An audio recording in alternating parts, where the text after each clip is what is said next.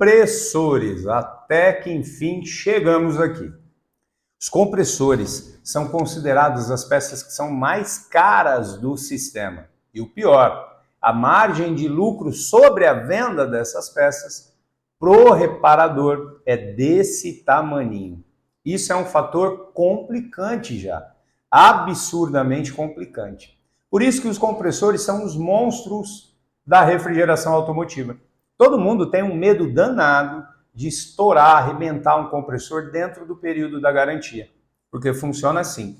Você instalou um compressor novo para o seu cliente. Se ele apresentar defeito dentro do período de garantia, você precisa retirar esse compressor, comprar outro, instalar para o seu cliente, sem custo nenhum, mandar o compressor defeituoso para o seu distribuidor manda para a fábrica, e isso leva um prazo de 45 até 90 dias para que o resultado da análise do fabricante volte, dando garantia procedente ou improcedente.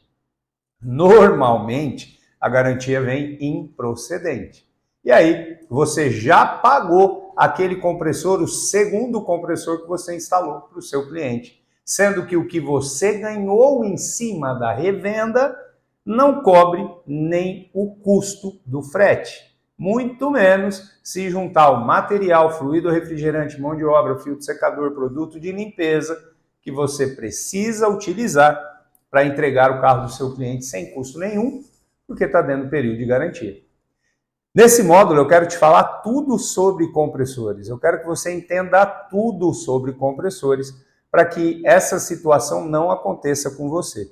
E primeiro de tudo, nós precisamos saber que a função do compressor é succionar o fluido para comprimir esse fluido.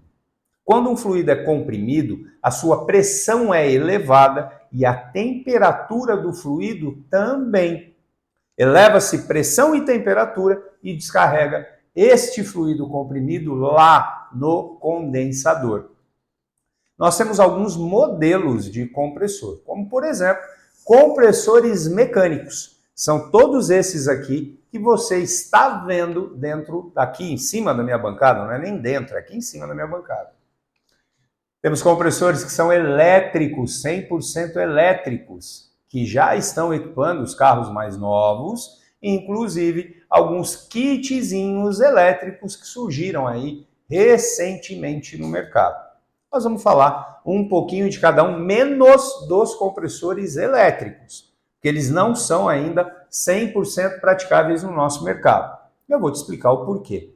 Porque esses compressores ainda estão em pista de teste.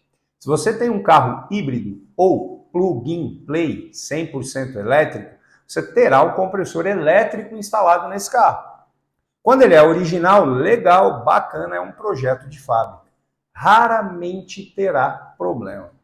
Então hoje não é o foco no nosso mundo atual os compressores elétricos. Por isso, nós vamos falar dos compressores mecânicos ou eletromecânicos. Os eletromecânicos são os que têm embreagem de acoplamento, que essa embreagem transfere a força do motor para o conjunto interno dos compressores. Mas muito bem, calma lá. Vamos devagarinho. Carro, você sabe que tem várias motorizações nele. Ele vai de um carro 1000 cilindradas até um carro 3.0 litros no motor, 4.3, enfim, os motores vão aumentando de tamanho. E os compressores a serem instalados nesses motores têm que ser compatível com a potência dos motores para entregar um melhor resultado na nossa máquina, que é o ar-condicionado automotivo.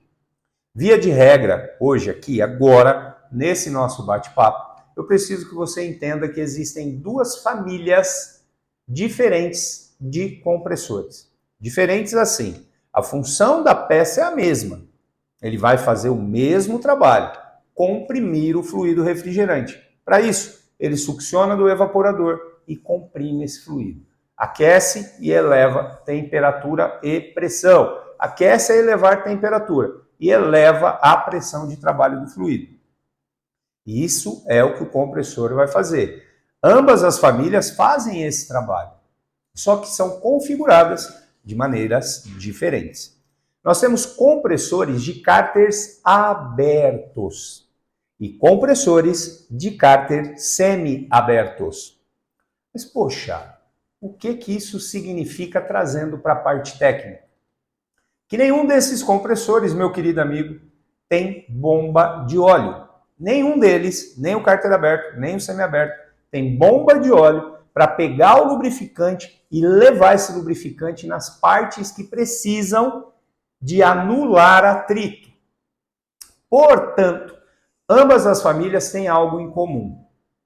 Eles precisam de um lubrificante que possa misturar-se ao fluido refrigerante e, por arraste, circular todo o equipamento para estar o tempo todo lubrificando os nossos compressores. Esse lubrificante tem a denominação PAG, poliaquilenoglicol.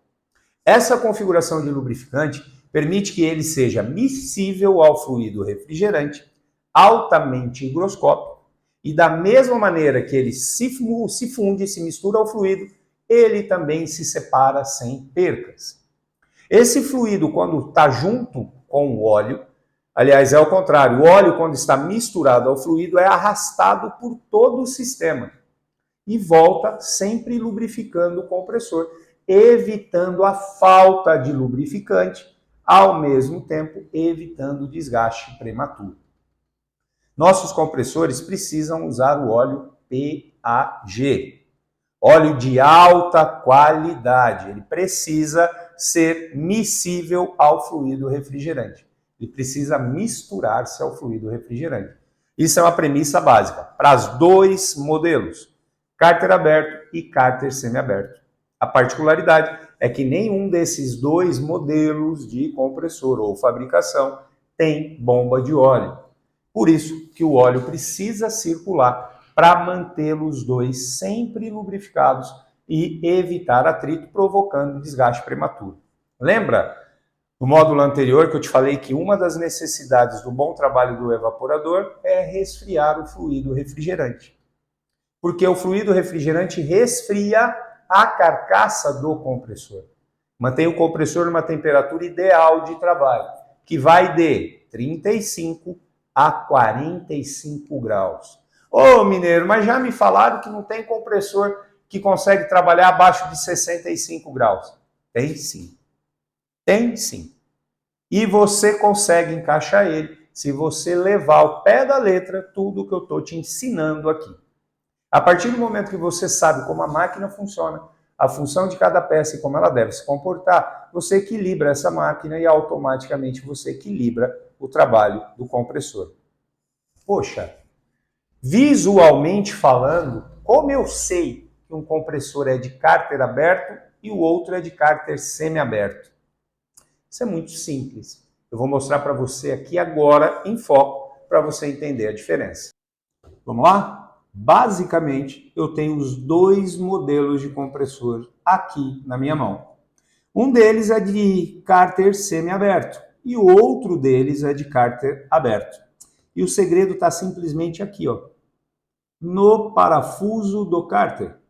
Sempre que você olhar no compressor e ele tiver esse parafuso para você esgotar o óleo, ele é um compressor de cárter semi-aberto. Quando você olhar na estrutura do compressor e não houver o parafuso para esgotar o óleo do cárter, ele é um compressor de cárter aberto. Que legal, né? Olha como que é simples. Cárter semiaberto, cárter aberto. Esse é um compressor 10P15. Este aqui é um compressor 5H14. São fabricantes diferentes. Esse aqui, por exemplo, via de regra, seria um modelo Sanden. Esse aqui, um modelo denso. Porém, várias indústrias fabricam esses modelos de compressor. Modelo é a nomenclatura, 5H14, 10P15.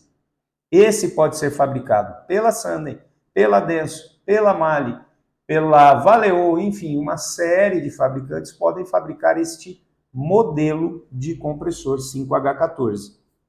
Da mesma maneira, esse 10P15 também pode ser fabricado por outros fabricantes além da Denso.